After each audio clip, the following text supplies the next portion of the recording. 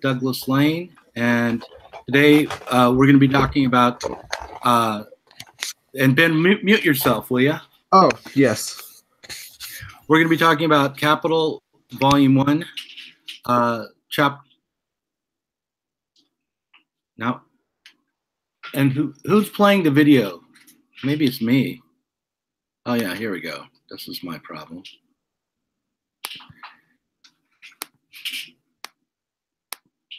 Okay, there we go. All right, I was hearing myself on an echo because I had had the stream up in another tab. So now I can just start. So we're going to be discussing Capital, Volume 1, Chapter 1, Section 4 on the fetishism of commodities. Today it's a tough section, probably not as bad as Section 3 of Chapter 1, but one that I think people often misunderstand. And so we are going to be tackling it today. I have a little essay that I wrote that we could start with. But before we start with that, why don't we all introduce ourselves? There's 3 of us on the stream right now. Others may be joining us. I've invited the patrons to join in. And today, unlike most days, I'm in my kitchen so that I can be on camera. I'm on my laptop, so my expensive microphone is not in front of me, so the sound quality is worse, and you'll hear rattling around in the background. Hopefully, not too much. But yes, we're live here, and looks like we got one more. Adam has joined us. So let's introduce ourselves, and I'm going to start with Adam, who's drinking. Hi, Adam. Hello, hello. I'm Adam. Looks like today I live in... we have the bearded Marxist joining. And it's a trend. It's a lot of facial hair. Yeah, that's right. The white guys with beards are going to be discussing Marx's Capital, Volume 1. So, Adam, thanks for joining us. Do you want to say anything about yourself? You want to confess anything to the FBI or anyone who might be watching? I live in Florida. I primarily think of myself as an artist. I read a bunch of Marx excerpts in the past and a lot of YouTube videos and stuff, and through the Zero blog have actually committed to getting through and reading Capital, which has been pretty fun. All right, great. And next up is Ben, who's my son, another white guy with a beard. Yeah. I'm Ben, his son. Yeah, Ben Lane. Okay, so next is Tiberius. Yeah, I go by Tiberius Gracchus online. I live down here, California, in the North Bay area. And I have been reading Marx's Capital for a podcast that is a separate thing that I'm doing, that whatever. And the more you talk about something, the more you understand. So I figured I'd jump on and get something new from you guys that I haven't already thought of. Great. And it looks like you've got your own setup there. You've got a nice microphone arm and cam going. So you're a podcaster yourself, you say? Yeah, that's correct. What's the name of your podcast again? There's a couple of them, but we're under the umbrella of the Left Coast Media Collective. It's basically like 3 of us. We have a show called North Bay, which is talking to activists and organizers, and then a show called Marx Headroom, which is doing a close read of Marx's Capital. Oh, okay, great.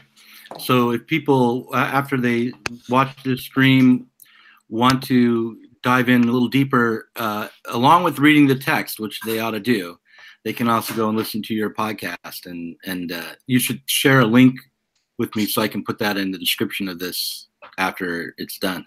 Sure. All right. Great. So like I said at the outset here, we are going to be talking about Section 4 of Capital Volume 1, Chapter 1, which is on the fetish nature of commodities. Actually, I think I'll look at the actual Penguin Edition title. for that section, just to make sure I get it right. I have my Kindle right here. So, one second. Going to the table of contents on my Kindle, the section that we're going to be discussing is entitled, oops, The Fetishism of the Commodity and Its Secrets. No, the Fetishism of the Commodity and Its Secret. And I have written a little script here that I'll read. It's the same kind of script. Let my cat in. The same kind of script that I might normally read for a video that I make a collage for. Maybe I'll do that actually later. But here it is. So a commodity appears at first sight as an extremely obvious, trivial thing. But its analysis brings out that it is a very strange thing, abounding in metaphysical subtleties and theological niceties. That's a quote from Capital Volume 1. There's my cat. A recent comment on our video report from the Left Forum objected strongly to the idea that there is such a thing as abstract labor that produces value. Quote, in this idiotic video, the term abstract labor, the term abstract universal labor time was used. That term is meaningless, completely devoid of meaning for anybody who is working class. Physical labor is far from abstract, nor is labor uniformly universal, nor is the time put into it abstract. The idea that everybody is willing to sacrifice time doing hard work without a reward that increases their social standing is a fantasy that only somebody who only knows of hard labor from a book or from a short stint working during college could dream up. Try using tools for 40 to 50 hours a week for a year and then rethink your silly, idiotic cult. So that was a comment from a working class viewer of our YouTube channel. And as harsh as the comment is, it points to some common pitfalls in Marx's theory, pitfalls that we can avoid if we take our time reading and thinking about section 4 of the first chapter of Capital. If we fully grasp how Marx is using the concept of the commodity fetish, we'll easily overcome this objection to the concept of abstract labor and the way such objections lead to a rejection of Marx's version of the labor theory of value. The difficulty arises because Marx separates out what he calls use values from value based on abstract labor, and he is often misread as either positing a mystical substance called value or suggesting that the value of a commodity is merely ideological or only a social construct that relies on our beliefs. It's easy to see why this misreading occurs, however, as Marx writes, quote, the mystical character of the commodity does not arise from its use value. Just as little does it proceed from the nature of the determinants of its value. Even though the source of the mystification of the commodity, this is me again, not Marx, the reason behind its fetish character can't be immediately found in the world of sensuous appearance, it is still a product of concrete, physiological, objective production. Marx says that the commodity reflects the, quote, social characteristics of men's labor. The commodity takes on a mystical quality because it is the way people mediate their social relationships under capitalism. Still, Marx confuses the situation a bit further by using human sight as an analogy. He says that when we encounter an object in the world, we encounter it precisely as an object. Let's say we spot a Rubik's Cube or chicken.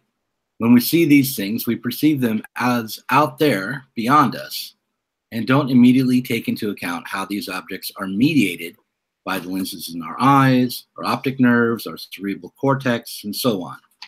The commodity then is likewise mediated, but not only by our eyes and brains, but also by the practices and relationships that are always in the background. We go to work, we create widgets. Those widgets are set in relation to other commodities as equivalents, but all of this is taken up at once. When we find a bottle of Coke on the shelf at the supermarket, we don't see the bottling plant and the workers who operate the machines. We don't see the workers on sugar plantations or cola nut farms. Instead, we just see the object, the bottle, and understand it as having a value as well as a use value. We understand that it is worth roughly $1.50, but we don't see how this price emerges. Even though it is not immediately obvious why the social character of the commodity is real, the social relationships that create this social value are obscured. No, even though it is immediately obvious that the social character of the commodity is real, the relationships that create this social value are obscured. Karl Marx is not Bishop George Berkeley, though. He is a materialist.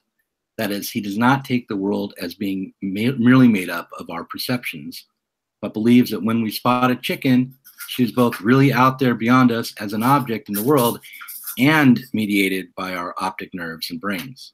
In the same way, the worker or capitalist who argues that the commodities they produce have an objective value and that this value isn't some mere spook or mental construct are completely in agreement with Marx. Just as somebody who insists that there really are white chickens congregated around a red wheelbarrow, and how they would not be in disagreement with an optometrist or a brain surgeon who might be inclined to explain why they see these chickens as they do, or without denying that much depends on the red wheelbarrow and the chickens both, and that both are real. So let us note that the twofold nature of a red wheelbarrow or chicken is obvious, but also mysterious. In the same way, the twofold nature of a bottle of Coke is full of metaphysical subtleties, even as it appears obvious.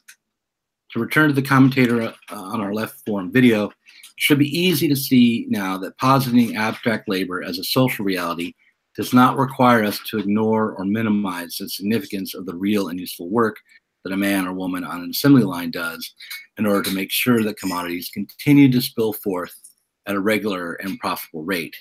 Instead of diminishing the reality of useful work, what Marx and his categories explain is why and how this work is so important, not only to the individuals who consume Coca-Cola or widgets or iPods, but even more, why this work is a foundation of our economic relations. Okay, so that's my introductory essay. I'm not sure if it clarified anything or only made things worse, but that's a jumping off point for a conversation. So I guess the first question is, for people who are online here with us, is to what is it that makes Marx say that the commodity is filled up with metaphysical subtleties? Who wants to jump in on that?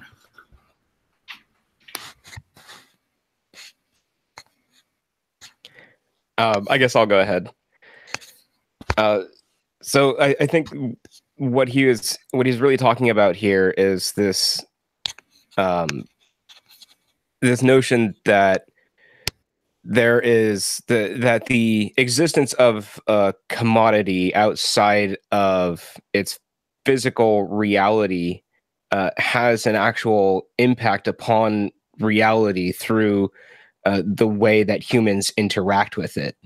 I sort of think of it in the same vein as if everybody is absolutely convinced that there is a God and that God requires certain things of them, then they will act in those kind of ways, and therefore whether God is real or not is not material to the question of whether the concept of a God has an actual effect upon the reality that those humans inhabit. And in the same way, the metaphysical nature of the commodity is sort of an idea reified by the actions of the people who are interacting with those commodities. And what Marx was saying, the social relationship between commodities and the physical relationship between people, I think is likewise that kind of metaphysical reality sort of like made manifest in physical reality, if that makes any sense. I think it does. I think it's really important to underline the fetish nature rather than the ideological nature of the commodity. And you touched on it because you said that the ideas that we have, direct our activity and set and reify our activity or set up practices in the world.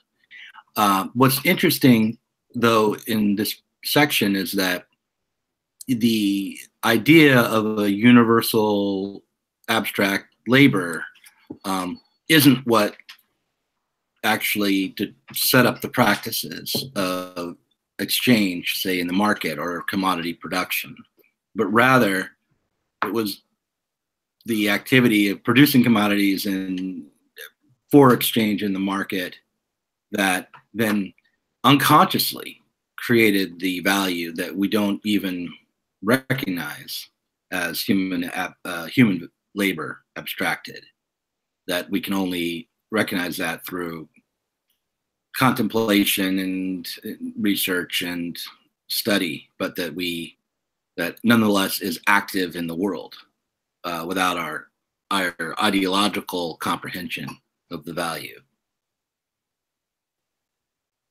That, I mean, in a way, I feel like, and we're done. But I think that's actually fairly tricky to get a grasp on. It's Marx proposes that we put a concept into an active reality before we fully even comprehended it.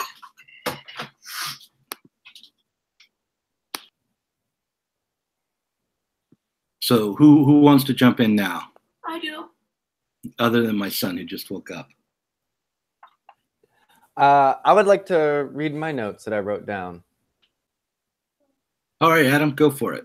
So yeah, for that, I wrote, the commodity appears simple only in use. Once examined, it reveals the metaphysical properties. These are its social nature. It is the commodity's relation to other commodities that give it these properties. This relation abstracts labor and equalizes it. The abstraction and equalization is what creates value. So the relation of products, all containing the abstract and equalized labor, abstract human labor, reaffirms the social condition and relation of the producers and the work itself. I think that's what I got out of it, was that, yeah, that the mystification in those properties are the abstract human labor and the value creation at the same time.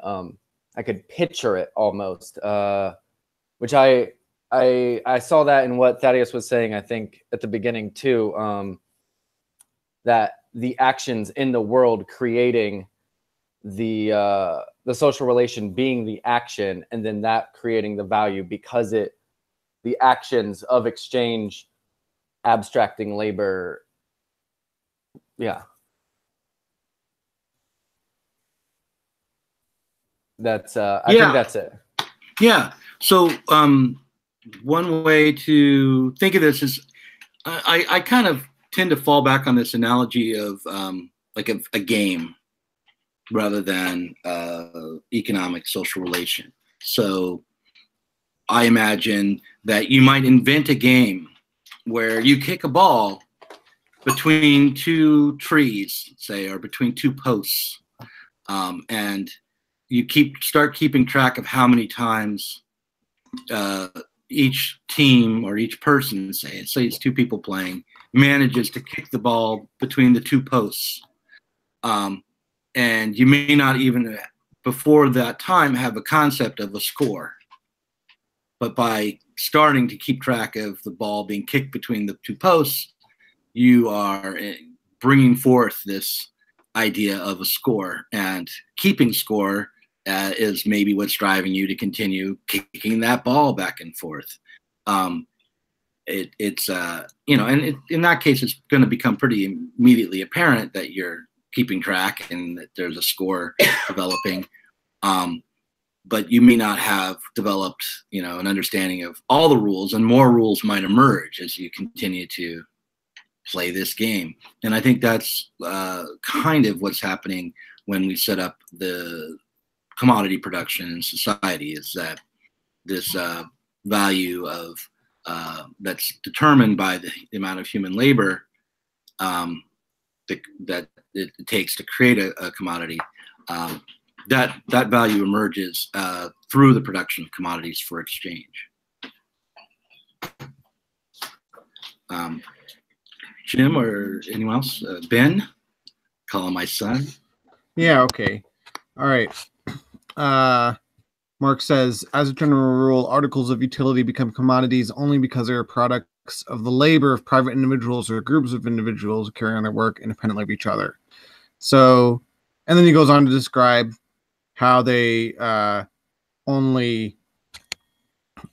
their social character only shows itself in exchange. So the important thing, right, is that they're produced by individuals that are totally separate from each other, and also that they're exchanged, right?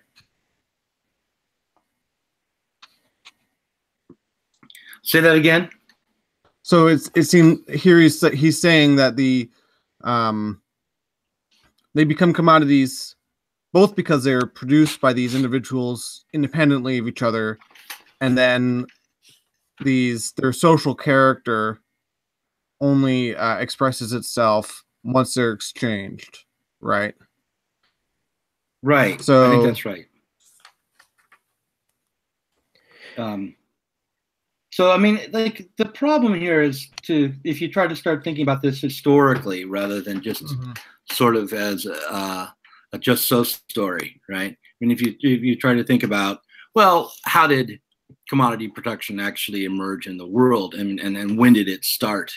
And it probably goes back much further than we imagine, and certainly mercantilism would rely to an extent on some sort of equivalent exchange, but that didn't arrive in a world in which everything was produced with the aim of of exchange. So determining exactly when this human value, this labor value based on human activity really started to dominate our social life is not something I'm prepared to do. But I think that what Marx would say is that the labor theory of value that he holds with doesn't really obtain until you have enough of this sort of production that it is the dominant form in society.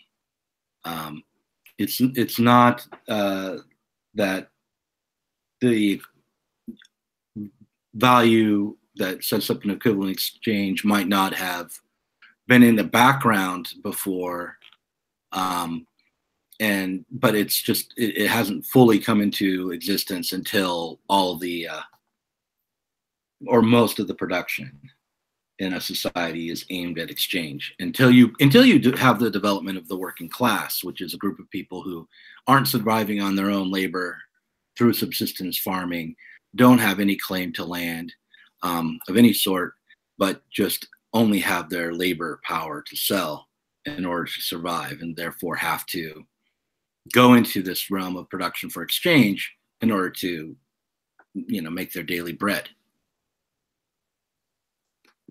Jim, did you want to join in, say something? Sorry, yeah. Yeah, no, my name's not actually Jim. It's a mistake on the Google Hangouts. It's the first time I've used it. It's sorry about that. It's like my stupid YouTube. Okay. Yeah. My name's Owen, by the way. So okay, Owen. Yeah. Yeah, no, I've nothing really to add. I'm kind of new to reading Marx, so I'm a bit of a noob here. So I have nothing particularly to add to that or anything. Okay. Well, I just saw that you had unmuted yourself, so I thought you might have something to chip in. It might be worthwhile to kind of go back through the first few sections in a way, or to at least touch upon how, just to kind of remind people what we're talking about. Because the beginning of Marx's Capital is an examination of the commodity and an examination of how it is that it it has this third value, that there's this third value involved, or the third thing involved in any exchange. The point is that commodities are, useful objects that have very little in common on the surface. If I have an iPod and you have a barrel of real apples, see how my brain works here. Then if I want to exchange my iPod for your real apples, we're going to have some difficulty figuring out just how many real apples should exchange for my iPod.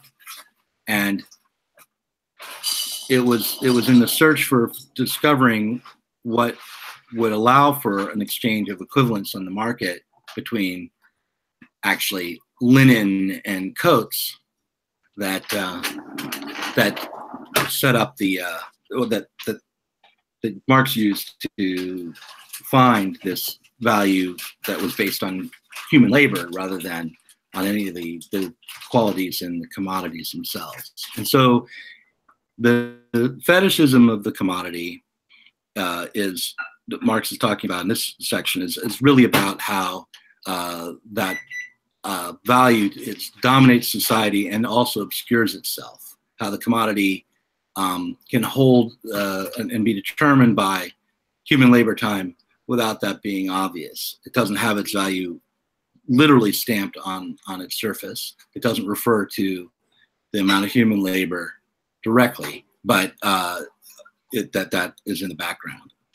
So I'll say that.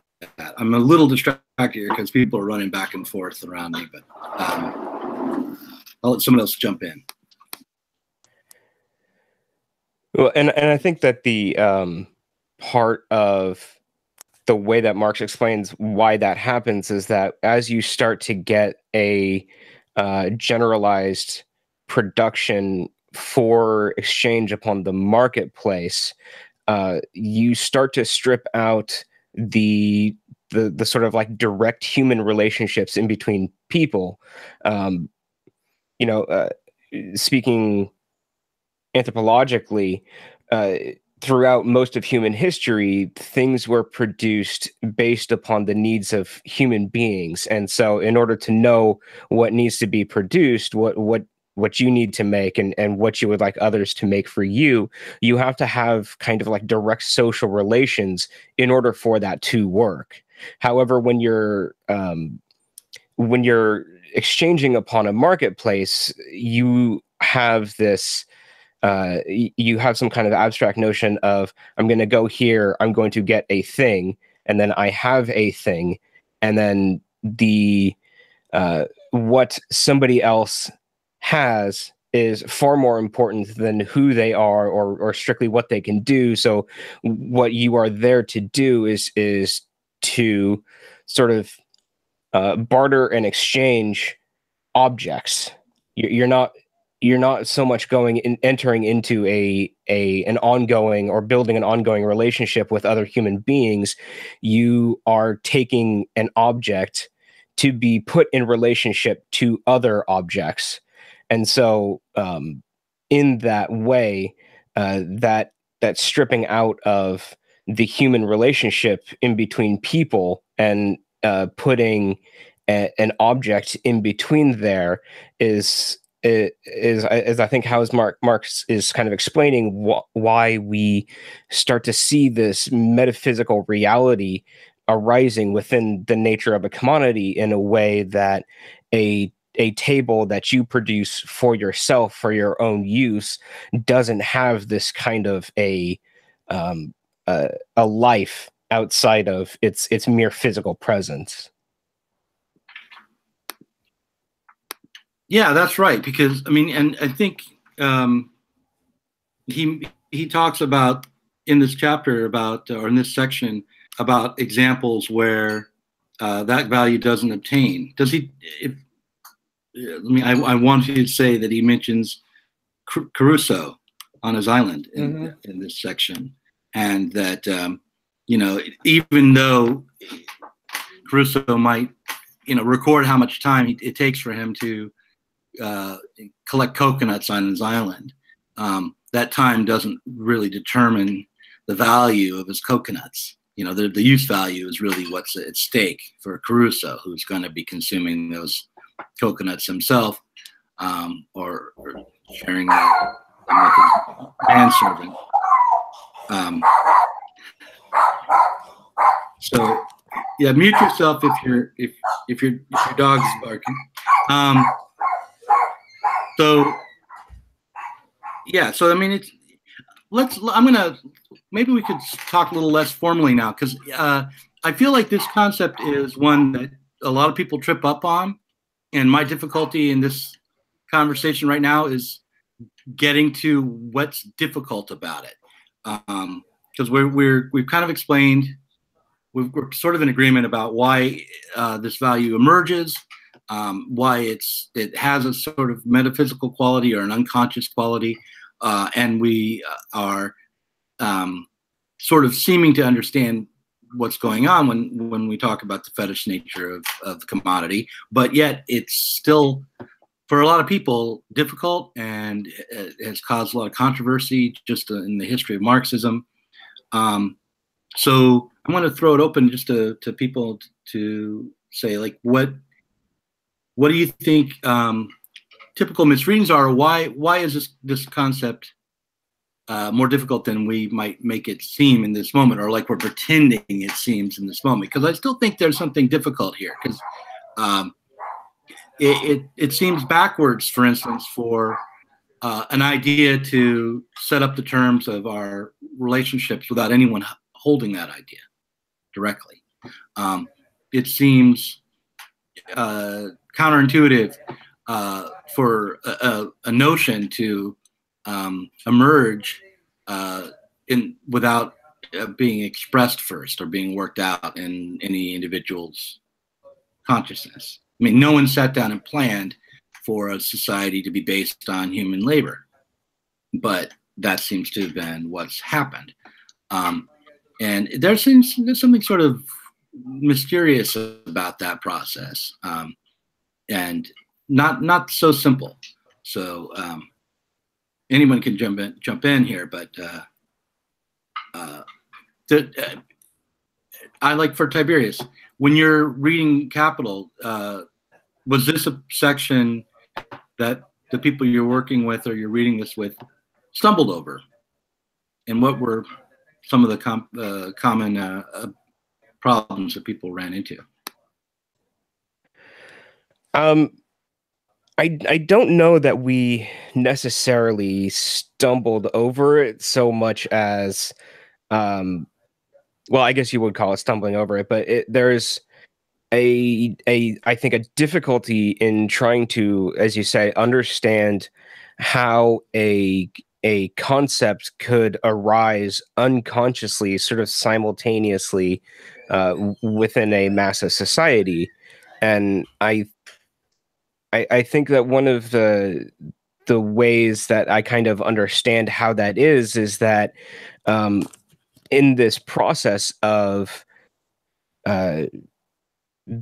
building our social and economic relations around the marketplace, we have already begun the process of alienating ourselves from our fellow human beings through the intermediary of the object.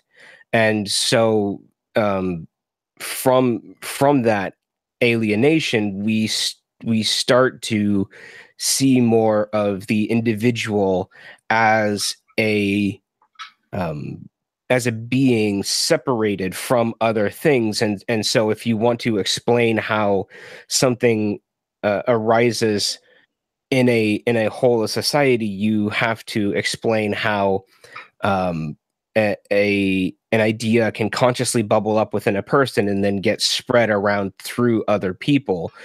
Whereas I think that if you start to look at it from the other side and start to look at it from a more structural perspective, you can see that how we are, in a sense, forced to relate to each other then becomes internalized and the ideas or the concepts that arise out of that can be can enter into our subconsciousness without us ever having to explicitly talk about how that concept can come to us.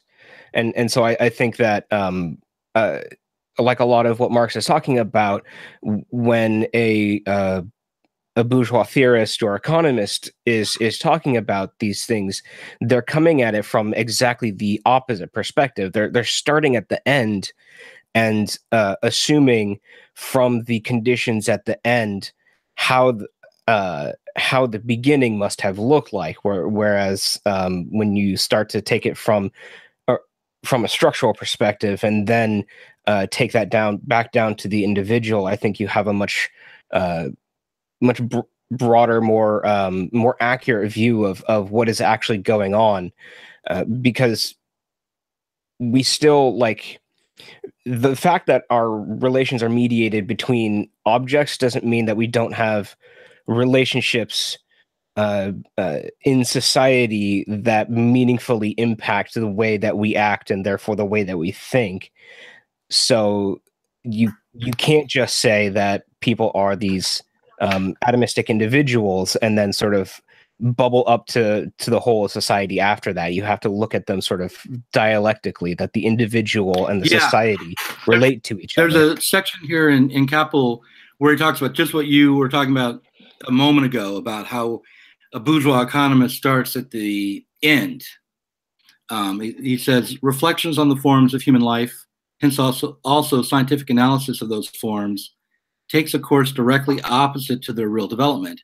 Reflection begins post festum, and therefore with the results of the process of development ready to hand.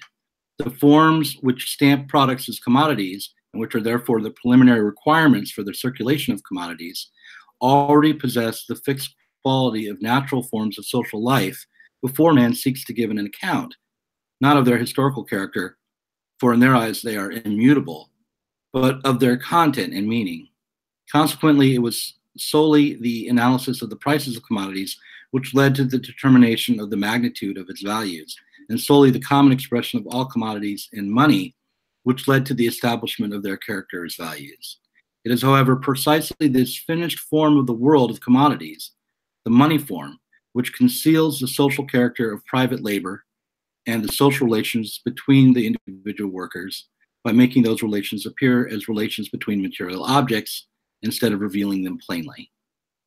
I'll read on a little more. If I state that coats or boots stand in relation to linen because the latter is the universal incarnation of abstract human labor, the absurdity of the statement is self-evident. So that last bit kind of complicates things, but it actually, if we think about it, clarifies things. Because it, again, at the beginning of Capital, when he's talking about coats and linen, he's trying to point out how gold is not naturally some sort of universal equivalent between commodities, and that there's a mystery still when we take gold and we buy something with it as to why a certain quantity of gold is equal to a certain quantity of coats or linen or iPods or wheelbarrows, and that equivalency is actually set up through social relations around production. The amount of human labor required to produce gold is what gives it its value, even if it isn't what makes it the universal equivalent. It's more its useful qualities, its sensuous qualities, the fact that it doesn't deteriorate, you can make little coins out of it, that makes it a good equivalent, universal equivalent, makes it functional in that way. But the value that gold has is actually related to its the amount of labor that goes into producing gold, just as much as any other commodity. And so, so I guess the question here is, why is it so difficult for that labor time to be understood as the basis of the value of a commodity. Why do you meet so much resistance? I mean, I read a quote at the beginning from a worker who was very much, in opposition to my talk of abstract labor time, because he or she felt that it devalued their work, that it underestimated the amount of real exertion that was required, the kind of skill that was necessary, the physical discipline that was necessary to be able to do the kind of repetitive work in production that he was doing on a regular basis, on a daily basis. And that thinking of the value of whatever it was that he was producing in terms of the time spent on it, rather than on the time spent on producing it, rather than on its useful character, was dehumanizing and sort of it felt like an attack on him as a person. So I think that the desire to think of the work you do in the world as being natural and being useful is part of the reason that it's difficult to think about this sort of arbitrary set of relations around labor time as being so significant today.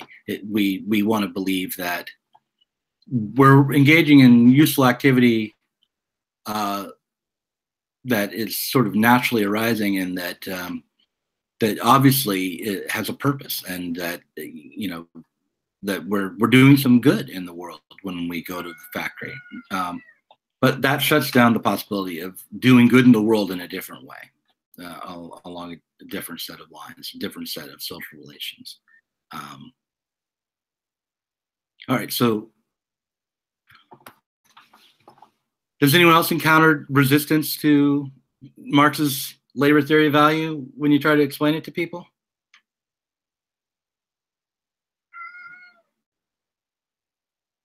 You're all muted. I wanted to mention just the fact that it arises from the social relations itself, I think, is confusing. So it's both. So it arises in work, like it comes from labor, but also at the same time, it only exists in the context of independent producers, right? So I think people get tripped up on that. It's just, it's hard to understand that it's both. The cat was meowing at me, Ben, so I missed that point. Okay. Say it again. I said, one thing that I think people get tripped up on is just that it's both the result of labor, like it's both this, value both comes from labor and is this crystal of labor, but also only exists in the context of these of independent producers, right? In this specific social context, right? So it seems like people get tripped up on that idea that that not only yeah. Okay, so what they get tripped up on is how it's individuals who are really doing the work, and that's what gives that's right. Really what brings something into the world. But at the same time, the value of it requires that there be a lot of people who you don't even think of also working. In other words, you want to say, I go to work, I create something, there it is, and it has value, regardless of whether or not someone else is producing something else somewhere else in some other different way.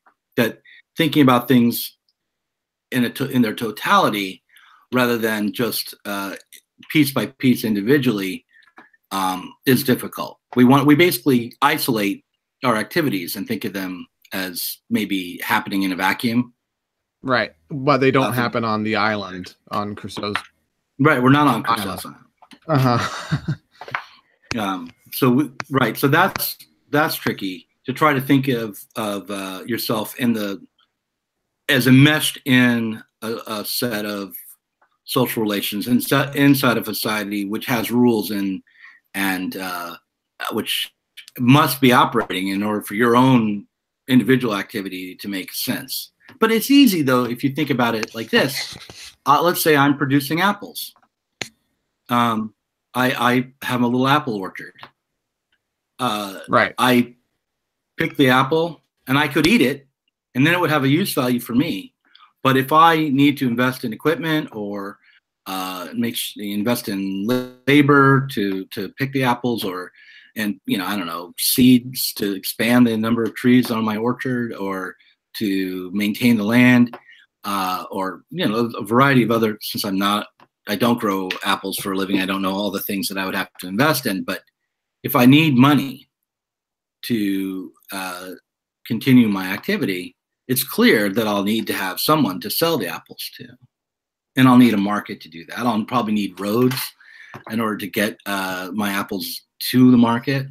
I'll need to have people who want to buy the apples in order to get money to buy something else. There'll have to be a whole set of different kinds of relationships and productions in order to make sure that my apples have a value that will then bring me enough money to continue my activity.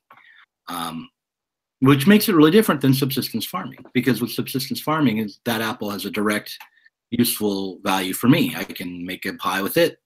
I can eat it raw. I can cut it up and just cook it. I feel like I'm in Forrest Gump. I'm, Bubba, talking about all the different things you can do with shrimp. Let's think of all the different things you can make with apples. But the point is that none of those things will be what I need in order to get money for those apples. I mean, someone else might make a pie with it, but what I'm going to do is sell it.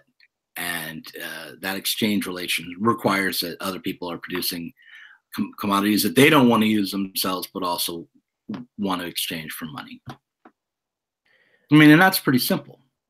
But then the full ramifications of that it gets to be complex, which is why Capital Volume 1 is this thick. But yeah, that is one big trick or problem that people run up against, is they want to think about their own activity in isolation. Anybody else run into, what about just this idea that the value is sort of mysterious? Like I pick up a commodity and I look for the value, and there's nothing that I can look at and see in this cup that tells me how much this old porcelain mug might sell for, or what its value is. And I certainly don't see or even understand exactly what went into producing it in terms of physical labor and materials and all the different kinds of relationships I had to obtain before this porcelain cup would be on my shelf and full of coffee.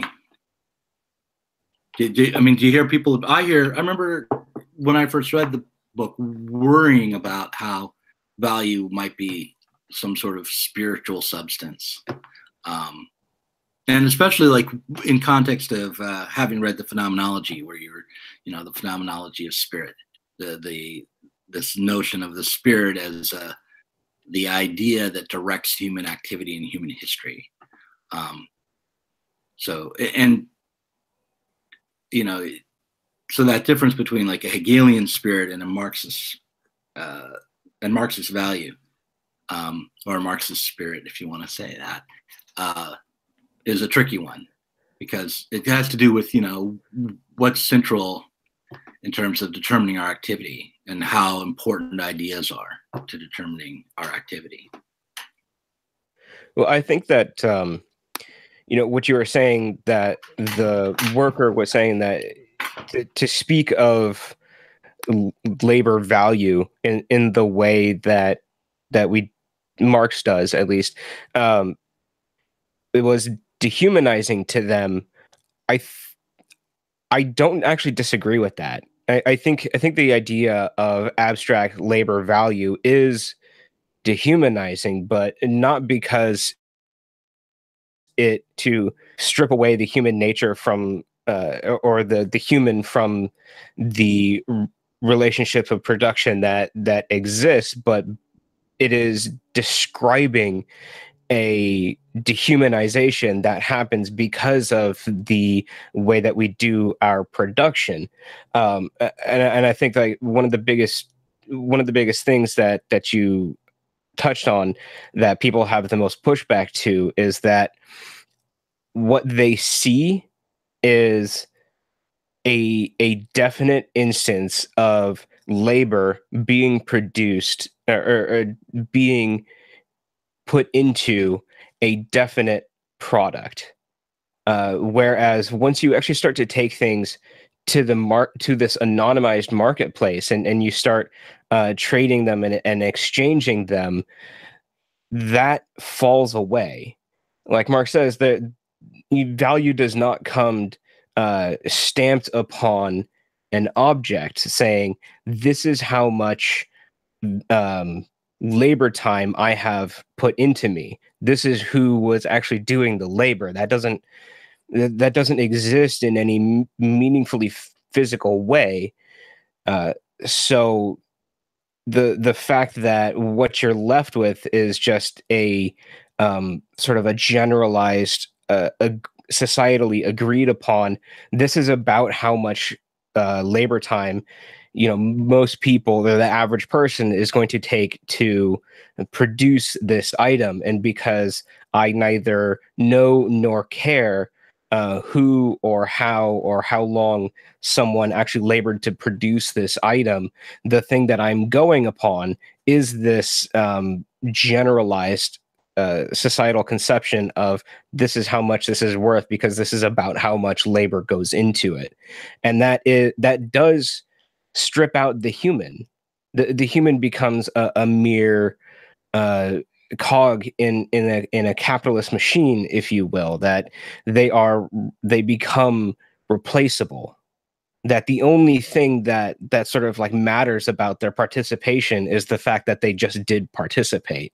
And I think that is where we'll see the concept of alienation come from later on.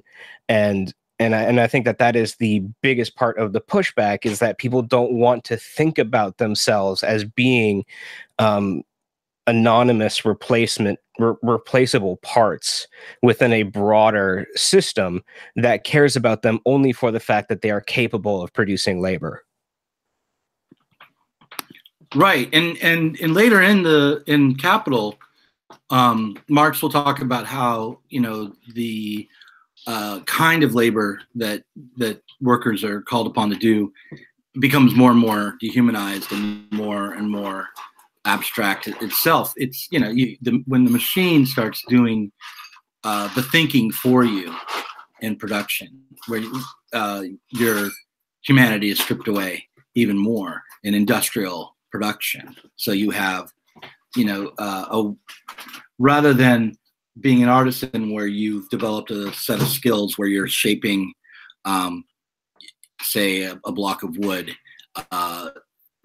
with your hands and your mind and creating something out of it, you'll have a machine where you pull a lever and you maybe press a button or maybe do some exertion to apply pressure to a block of wood, but the actual mechanism that's shaping it has already been, designed and determined in advance. So you have no say or direct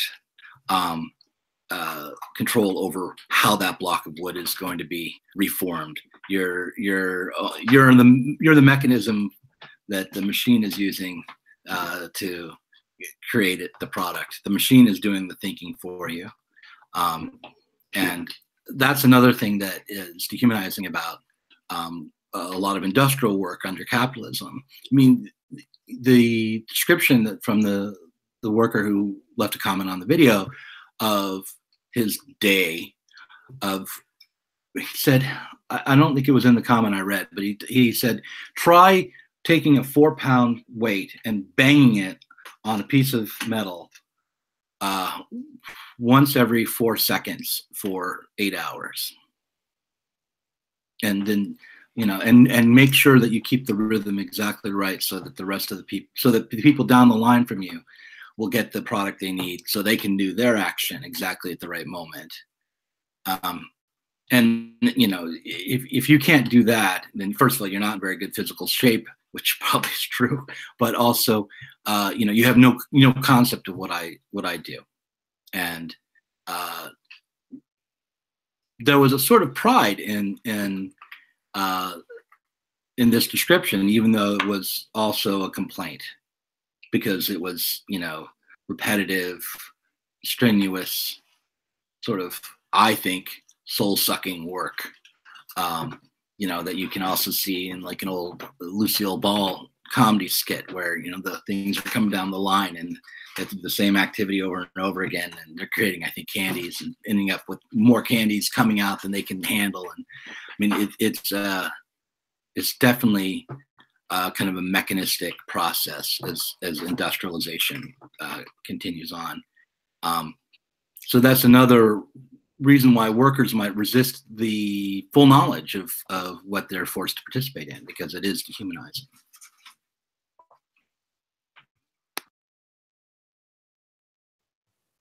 So anyone else want to jump in? Yeah. So to me, that seemed to be part of the fetishism as well. I'm sorry if y'all talked about this when I ran out to stop my dog. Was that no, that's fine. we assumed it as natural, that the fetishism was the well, primarily I read it as the value being seen as part of the commodity rather than of our labor, but also that we naturalized our need to exchange our labor as a commodity, in that and seeing the value there as exchangeable labor. And I think that goes to the pride of hard work, because, you know, a lot of people, I think most of us in self, we want to earn something or deserve it, or at least when we do come to the conclusion that what we got, we earned or deserved, it for some reason feels better. And I think that's part of the fetishism that Marx is talking about. Right, I agree. This notion, I mean, when you think about what you make in terms of its usefulness, that's gratifying. That's gratifying. I think people are naturally social. I recall, Ben will remember this, we went to the sewage treatment plant years and years ago now, and the happiest worker I'd ever met was the sewage treatment plant worker who took us on this tour, because he was talking about all the intricacies that went into treating the water, just how complicated that process was, how disgusting it was even, but also, you know, how much technology was implemented and how much strenuous work was required, and just all the different parts and steps along the way towards purifying the water. It was something he showed to us with some pride, and he was proud because now that water was not going to poison anyone. It wasn't going to cause people to be sick. He could know that what he had done with his day was of immediate usefulness and was obviously a social good, that he had produced clean water at the end of the day. And he pointed out that he was very glad that it was under the control of the state and the city, rather than being run for profit. And he was concerned about how there were moves to privatize sewage treatment, because he thought that it would mean that the process wouldn't be done as well, and that the wrong values would be directing their work, rather than worrying about whether or not the water was absolutely clean. There would be a tendency to try to speed up that production of water purification and cut corners. And so for that sewage treatment so for that sewage treatment worker, it was clear that working in the private sector for profit would dehumanize him and would undercut the usefulness of his labor, and that the usefulness of his labor would be no longer what was directing his work, if he were to go purely into the market. Yeah. Yeah, I think you're definitely onto something there. I have two friends that work in sewage treatment. One is an operator and one as a mechanical supervisor. They both really love their jobs. They get a lot of satisfaction out of it. I've heard that sentiment of keeping it clean a lot. I live in St. Pete, Florida.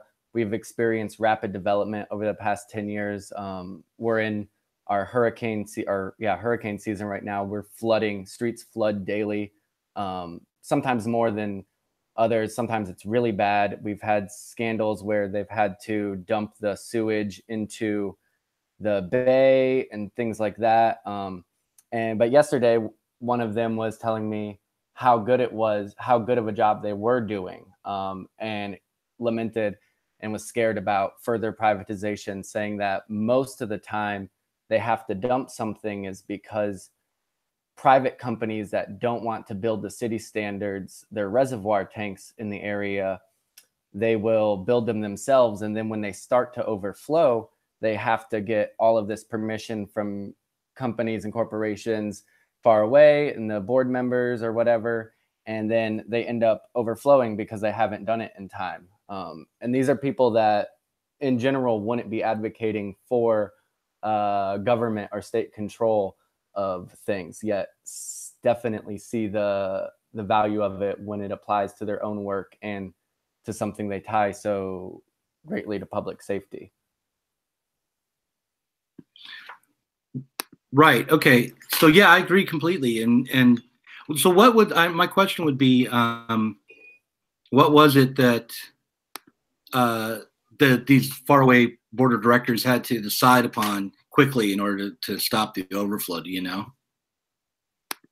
My understanding was that instead of being able to take the steps right away, they were all subcontracted out.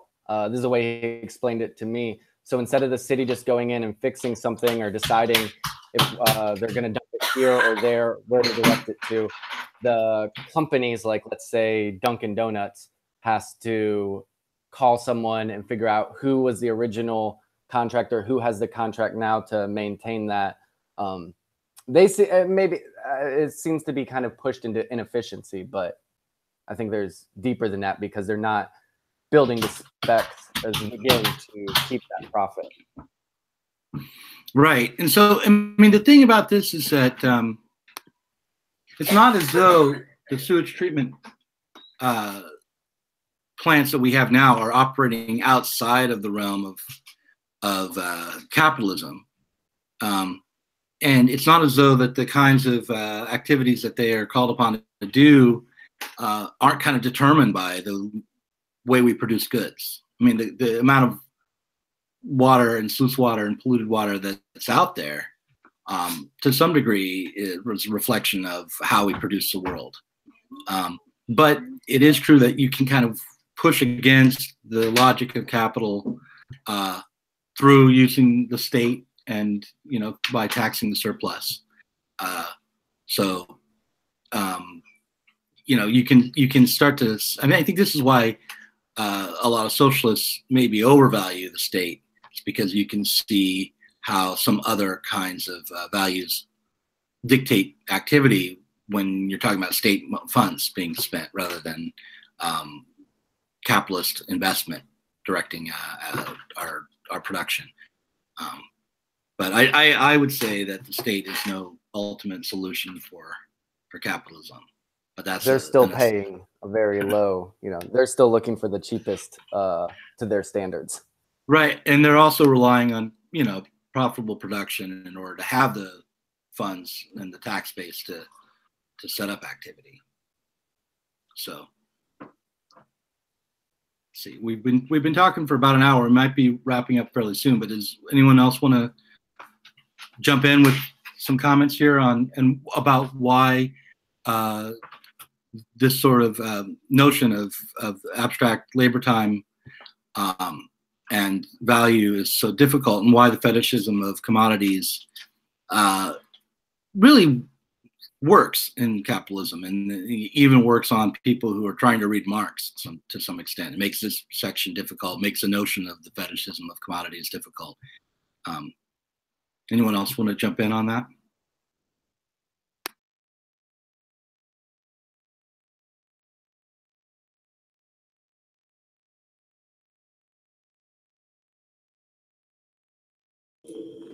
Oh, you're still muted. Oh yeah, I'm still muted. All right, good. I was swearing at you guys. No, Ben, you wanna jump in?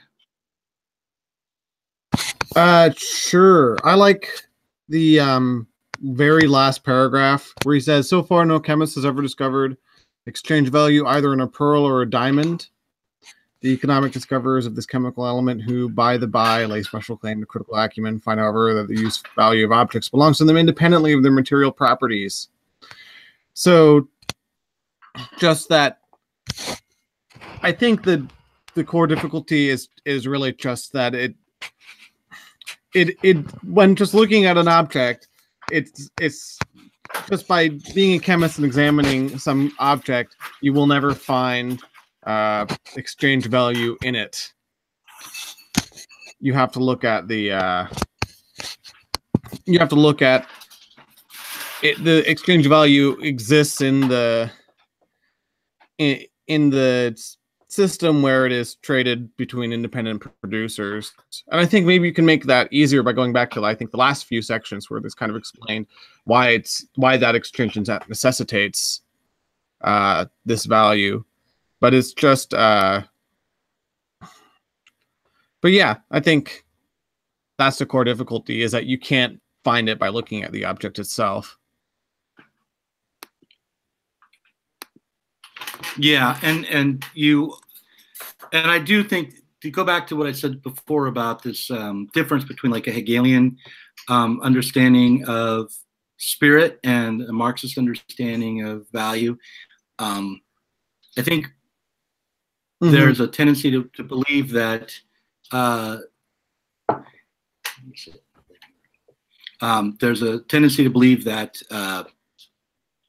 what's determining our society are the beliefs that we hold and the ideas that we have and the ideologies even that we erroneously cling to, rather than concepts or abstractions that arrive because of our activity, that no one needs to necessarily hold with in order for them to operate. That's a tough one.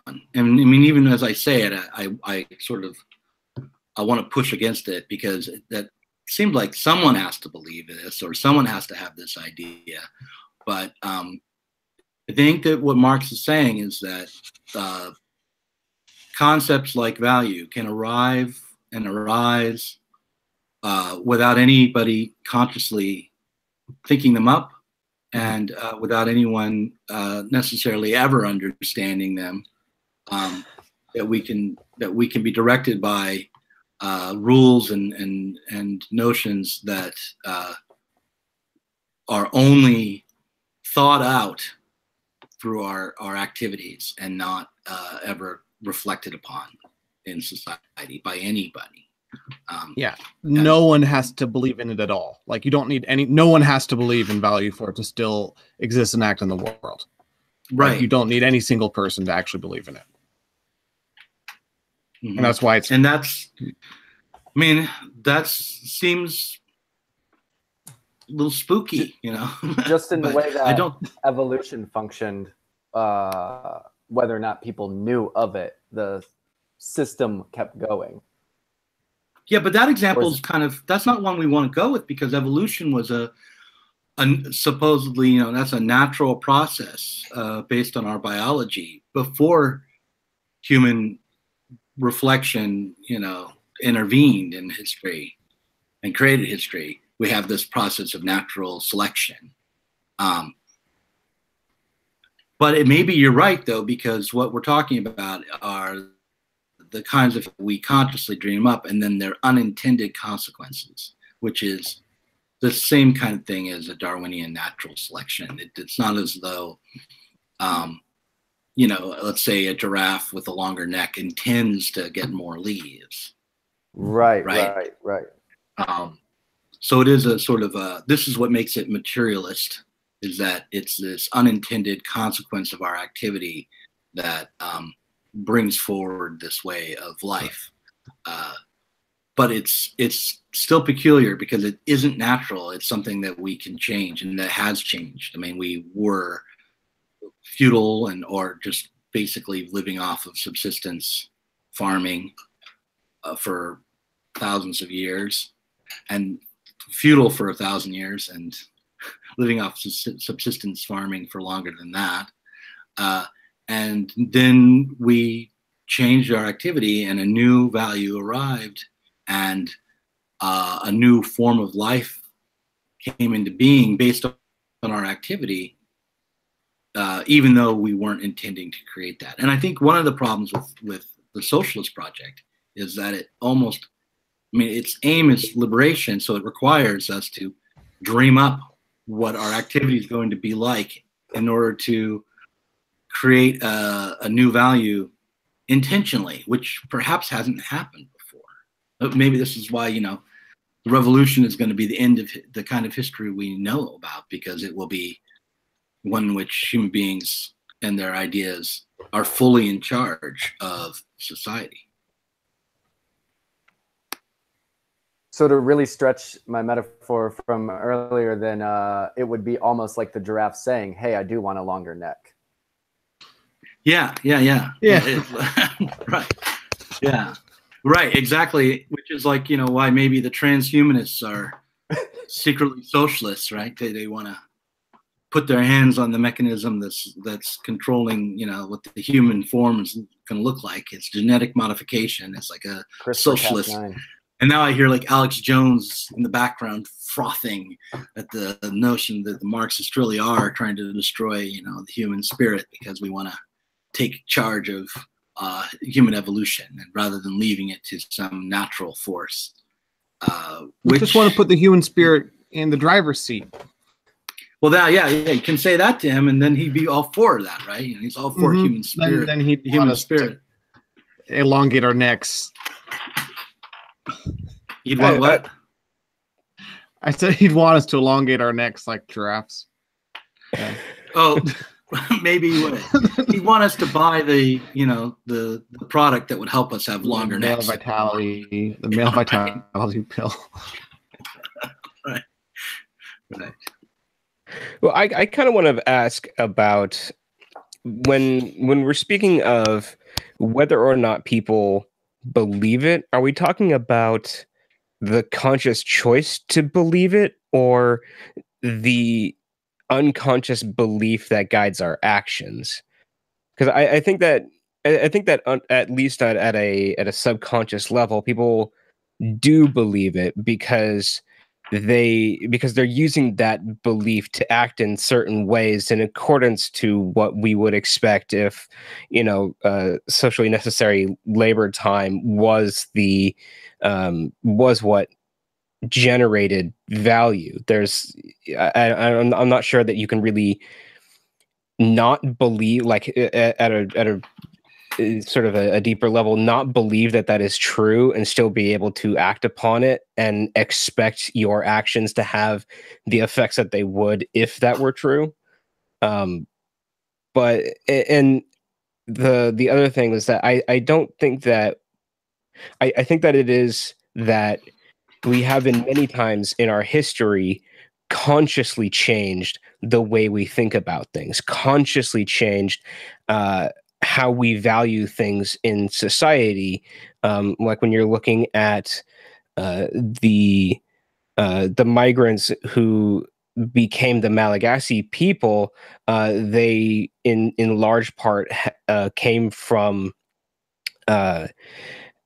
enslavement under merchant traders, and a large part of the way that they constructed their society is at least theorized by anthropologists to have been sort of like an explicit rejection of hierarchy and of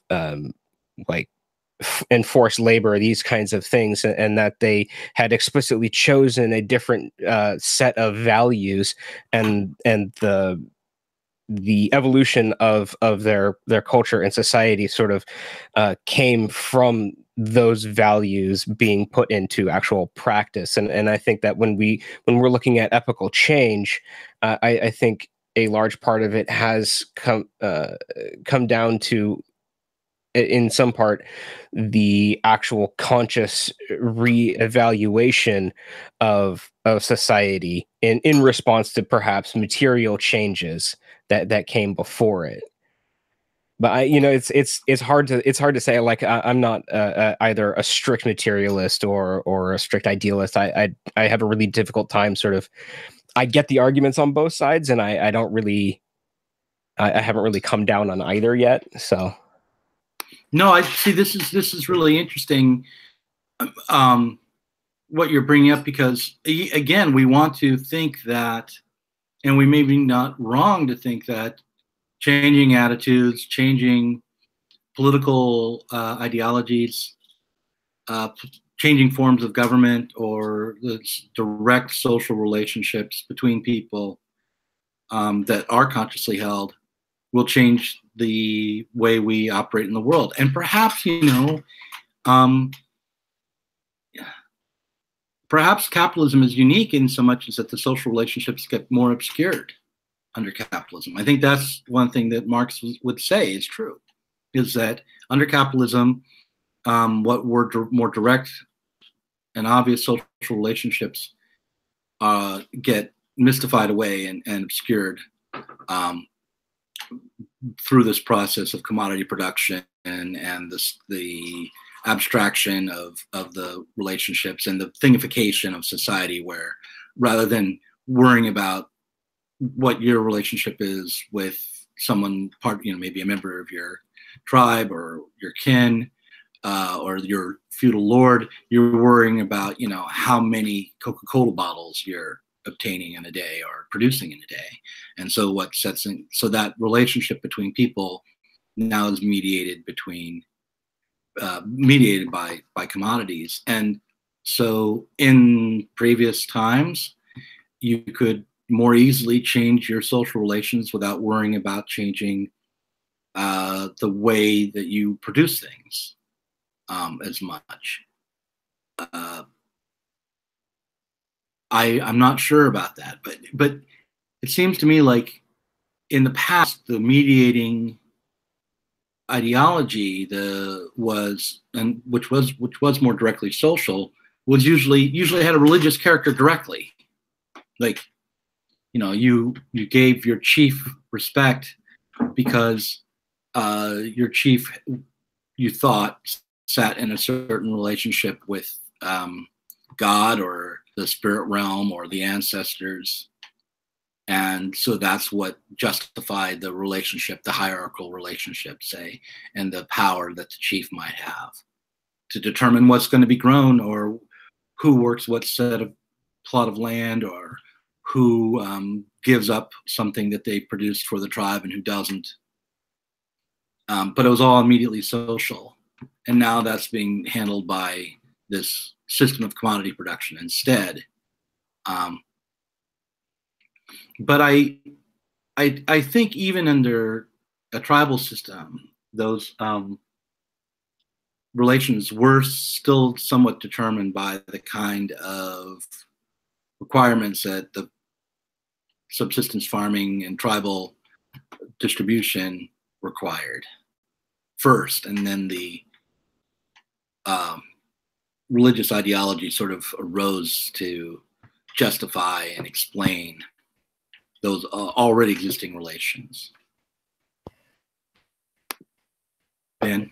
There's that Marx quote that men make their own history, but they do not make it as they please. Yeah, I was actually just about to say that too. Yeah. They're the way they make their history is dependent on the history leading up to where they are.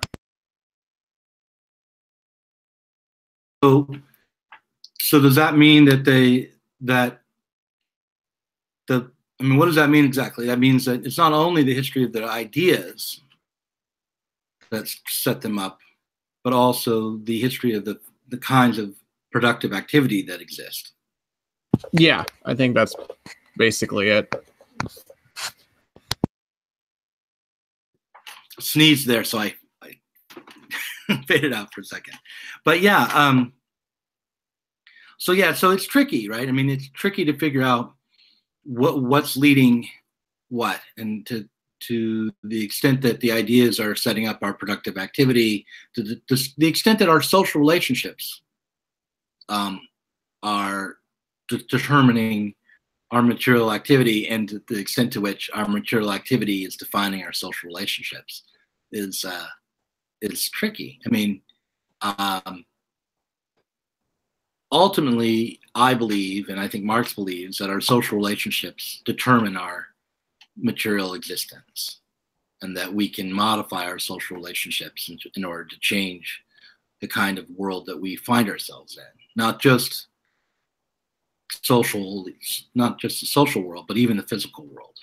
I mean, and that's clear too, because, you know, the changing in social relationships and the mode of production has changed the world physically. We have skyscrapers and millions of cars and jets, and we've reached the moon, and all of that is due to changing our social relationships.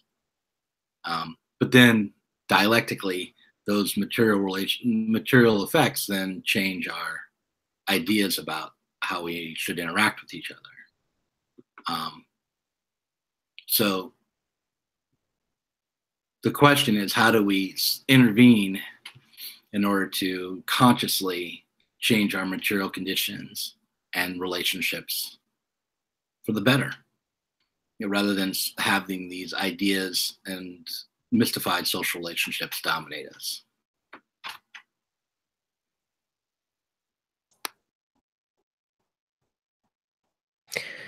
Yeah, yeah, and I think that what you're saying, that sort of like dialectical relationship between the physical to the social, and the social back to the physical, that is, I think that is a useful way to think about how to actually approach change. And because the entire set of interactions are at a kind of basic level incredibly complicated and complex and nuanced, that I don't think we're ever going to get to a point where we can say, if we make these specific kind of interventions here, then over here, revolution. I don't like that's I think that is an incredibly simplistic way to think about it, but I think that we can sort of use that idea that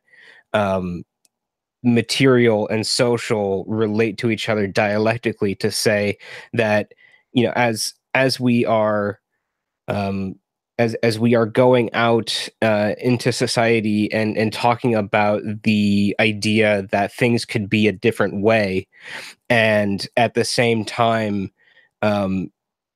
using an organization to make strategic interventions into the material conditions through whatever means are available, whether, you know, electoral or you know, non-state, like however you want to actually conceive of what that material intervention is.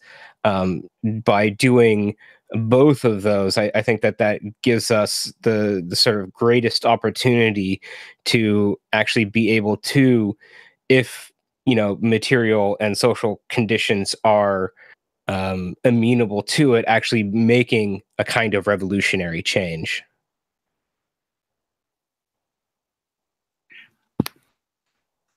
I worry about the opposite, which is that you can have your revolution and not have a change in the mode of production.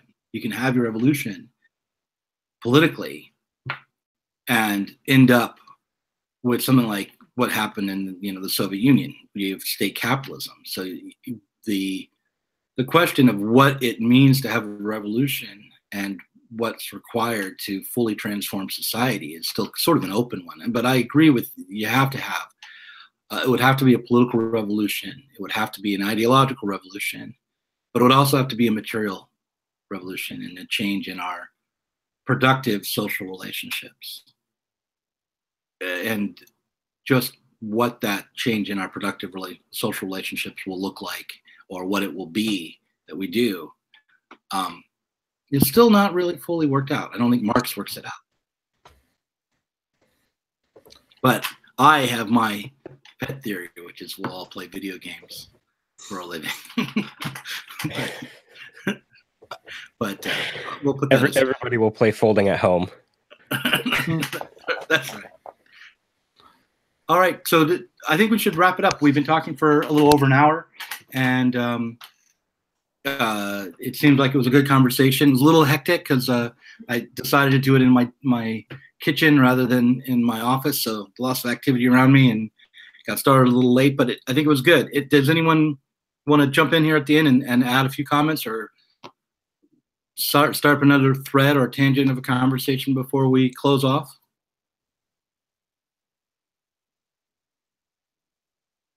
I wanted to quickly ask if it makes sense to separate the social and material relationships. I mean, because it seems like we've kind of been doing that, acting as if they're totally different. But I think that they can be the same thing, right? Your social relationships can be material relationships. I'm just not sure if that's a good division or not.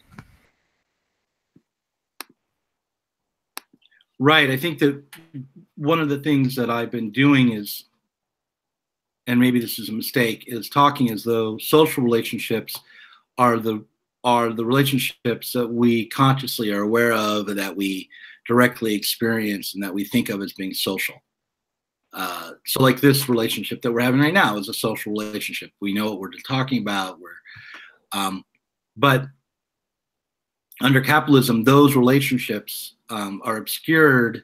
The ones that fundamentally matter are obscured because what mediates them or determines them are the relationships between commodities and between things. And the way we create and produce our material world is what really determines our actually social relationships, but they're not social in so much as they are alienated.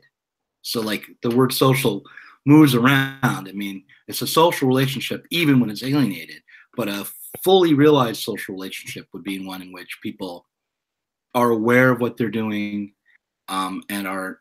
I also think this other connotation of social, that's in socialism, they're aware of what they're doing and they're treating each other as equals, and they're aiming at making a society in which everyone has power and freedom. So the kinds of social relationships we have now are obscured, they're mediated by commodities, and they're unequal, and we're not free. And the kind of social relationships we want in the future will be more directly social, and for that will lead us to freedom.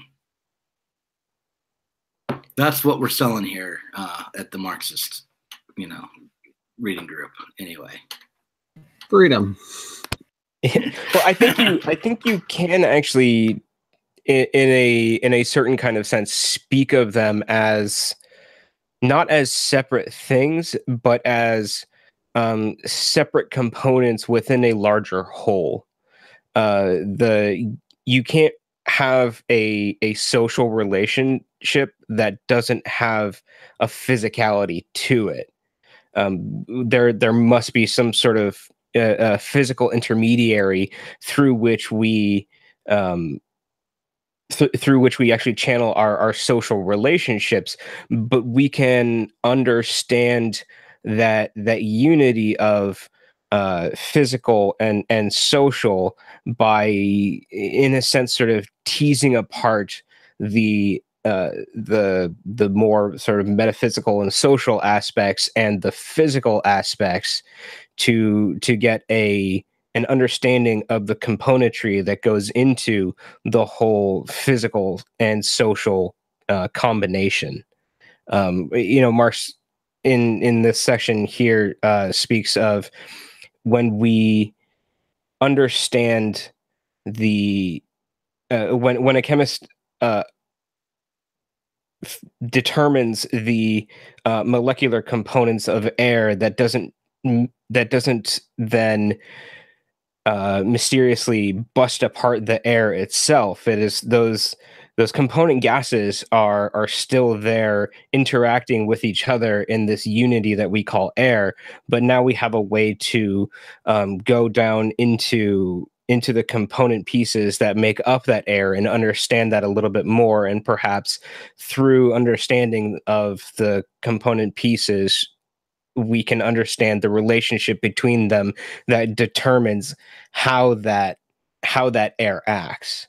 And I think that as so long as we understand that the social relations and the physical world are not fundamentally separable, we can still begin to tease them apart in order to understand how they work together to create the world that we see, rather than just saying, this is the world that we see. Let me guess at what let me just assume that nothing is separable in here, and just sort of try to zoom out all the way and only understand it from that piece.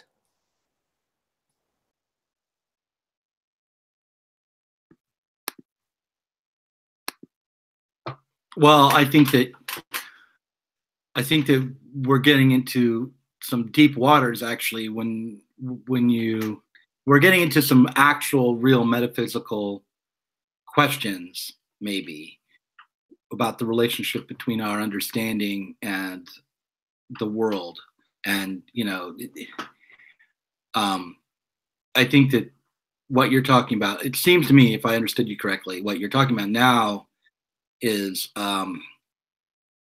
sort of, we're stepping back into Hegel a bit, because the question is, when we understand like oxygen molecules, to what extent are we getting at the thing in itself outside of our understanding, and to what extent are we simply dealing with categories of our understanding, coherently and competently and scientifically, but still those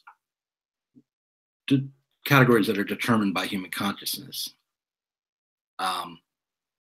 So for me, what you're talking about is a distinction between Kant and Hegel, and you're leaning towards this Hegelian perspective, where we can, in fact, unify what we consider to be outside of our perception with our perception itself. And I don't think you're wrong, but I think that I'm going to make this kind of Zizekian move, that part of that unification will include this gap or split or separation, that is internal to our understanding, that there appears to be, and maybe actually is, a gap between the objects of our understanding and ourselves, and that by this sort of weird acceptance of that gap, we can then reach a point where we'll have actual knowledge of the world and of ourselves. But I don't know, right off the top of my head, and as I think about this, I don't know exactly how accepting that gap between our own understanding and the world outside of our understanding as part of our own understanding gets us to Marx's critique of society, or Marx's critique of capitalism, or to what extent that Marx does that Zizekian Hegelian move of internalizing the separation, the split. I mean, I think it's there, but that's a tricky thing. And I guess it comes, so the question, to put it in terms of this section, is to what extent do we have to accept the fetish quality of all human activity? And to what extent do we aim at having there be no mystification, no separation between what we understand and what we actually do in the world? And I'm not sure what the answer to that is. I'm not even sure if I fully understand my own question, but I think I do. And I think that is a question that remains even after you have a good understanding of the fetish quality of the commodity, from reading Capital. Like that question, maybe that question has to be worked out politically and actively rather than simply by writing books or having discussions. Like that's where that's maybe the emerging Leninist in me. And so yeah, the only way you'll really resolve this question is to take political power and see if you can make your ideas appear in the world and see if you can make them identical or not. But that's a scary proposition. But it's probably and if we want to change the world and break from capitalism, it's one we'll probably eventually have to embrace.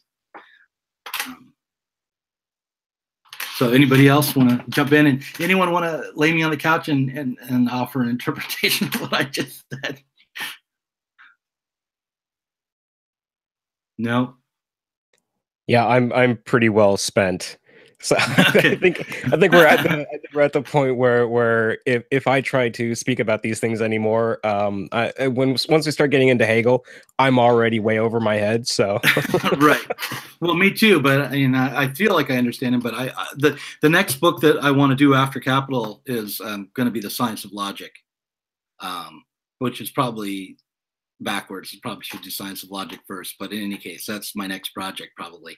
But hey, guys, thanks for showing up today. And I will keep everyone alert to the next session. And hopefully these are going to get more and more polished and prepared as we go along. And next time I'll find a little bit quieter space to set up my camera. But yeah, thanks, everybody. I'm going to stop the broadcast.